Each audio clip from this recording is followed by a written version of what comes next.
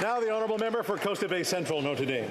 Mr. Speaker, the Bayvert Peninsula, Fogo Island, Buchan, St. Albans and Herbert Breton once had 25 doctors. These 5 communities in my ridings are either without a doctor or about to lose their last one. Some desperate communities are even asking me if it's possible to get relief from Army doctors and medics.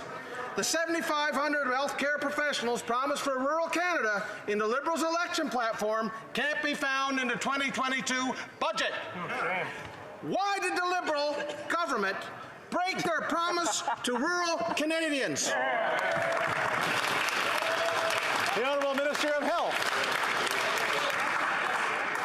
Thank you, Mr. Speaker. I'm very glad to receive a question from a person, from an MP from Newfoundland, with which we have a great relationship. We are very grateful for their hard work through the last 2 years.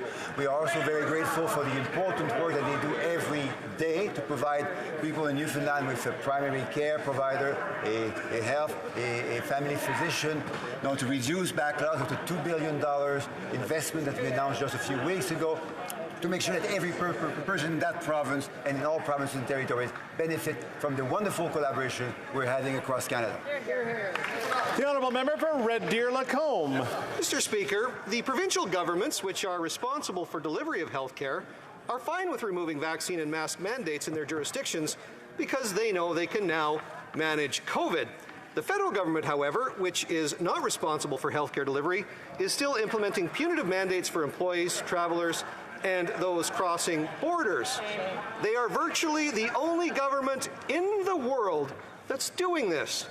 Why are these NDP Liberals such liars?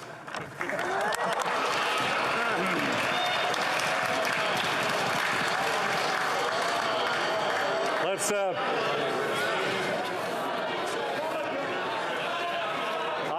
I would say maybe the member could find a new word on the end. Maybe apologize for that little quip, and maybe rephrase that.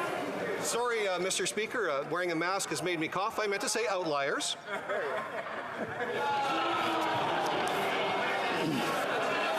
I know we're trying to get in directly here, which we can't say directly. So maybe the member can try one more time. The honourable member for Red Deer Lacombe. Well, I'm just asking, Mr. Speaker, I withdraw the comment. I'm wondering why the Government of Canada is an outlier on this issue. The Honourable Minister of Health.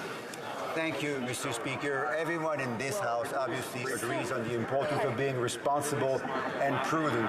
We have done what Canadians expected of us in the last 2 years. Canadians have done what we expected of them in the last 2 years, which was supposed to follow public health measures to get vaccinated. Now, because of that, we have achieved in Canada one of the lowest death rates in the world. If that is called an outlier, we're very proud of that. The honourable member for Mississauga-Streetsville. Mr. Speaker, as a former small business owner who knows